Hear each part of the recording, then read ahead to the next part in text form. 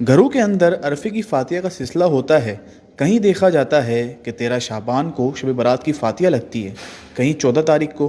तो ये क्यों लगाई जाती है? क्या इस दिन मुर्दे घरों पर आते हैं? अरफा जो होता है, शब बारात जब आती है ना 13 शाबान को, शाम के वक्त हम जब छोटे होते थे तो ये देखते थे, कोई शीरनी बटती थी कि ये होता ही है कि जिसके घर में किसी का इंतकाल हो जाता है ना, तो ये फिर ये कि ईसाल सवाब के लिए शीरनी बांटते थे। अरफा करते थे यूं कि भाई मेरी माँ का अरफा, मेरे बाप का अरफा। हर साल मनाते हो तो भी कोई हर्ज नहीं है अगर इसी तरह मनाते हो कि बांटते हो ईसाल सवाब के लिए।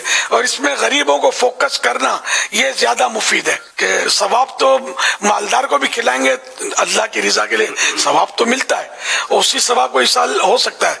लेकिन जहाँ सदका का लफ्ज आता है ना, तो सदका तो ये उधर गरीब ही याद आएगा। और उलमा ने लिखा भी है कि सदका जो है वो गरीबों को दिया जाए, तो इस साल सवाब जायज है। चाहे हलवे पर करे, चाहे पपीते के टुकड़े बांट दे, कोई एक मिसाल है, या कोई मतलब फल बांट दे, कोई खाना ही खिला दे, पानी पिला दे, शरबत पिला दे।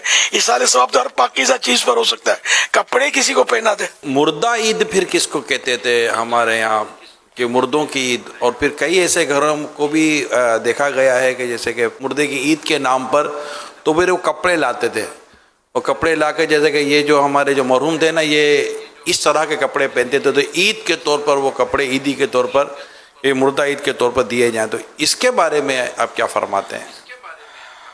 मुर्दा ईद इसीलिए बोलते हैं इसको, अरफा करते हैं। एक रिवायत फतवा रज़वी शरीफ में लिखी है, मोमिनीन की रूहें हर शब जुमा, रोजे ईद, रोजे आशूरा और शब बरात को अपने घर आकर बाहर खड़ी रहती हैं, और हर रूह गमनाक बुलंद आवाज से निदा करती है, पुकार कर कहती है कि ऐ मेरे घर वालों, ऐ मेरी औलाद, ऐ मेरे कराबतदारों, सदका करके हम पर मेहरबानी करो, राय खुदा में कुछ दो और हमें इसका इसाले सवाब कर दो। हमारी नीयत से सदका जो है ये इनके लिए इसाले सवाब करना ये नफा बख्श होता है। इसमें किसी का कोई इख्तिलाफ नहीं है, मुसलमानों में इख्तिलाफ नहीं है।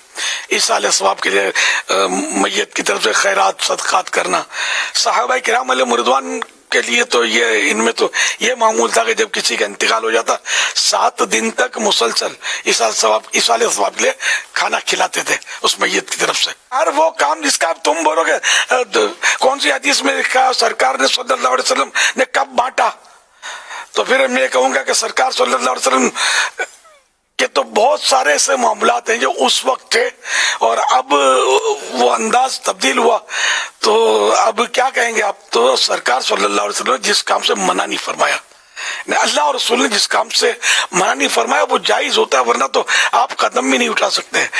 दरसे निजामी हमारे यहाँ जो आलिम कोर्सेज हुई कहाँ था सरकार के दौर में सल्लल्लाहु अलैहि वसल्लम।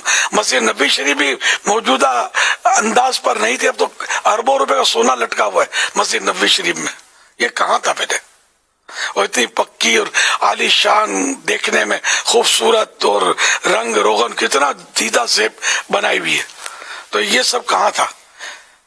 मदरसे इमारतें कहाँ थी, कुरान करीम छपा हुआ कहाँ था, माइक पर अजानें कहाँ होती थी, माइक पर खुतबे कहाँ होते थे, माइक पर नमाजें कहाँ पढ़ी जाती थी। तो ये हजारों बातें ऐसी जो दौरे रिसालत में आप सल्लल्लाहु अलैहि वसल्लम में नहीं थी। तो यूं मतलब ये कि जो भी ऐसी चीज के जो शरीयत से नहीं टकराती है वो तो एक आम सा उसूल है कि जायज है, वरना तो आदमी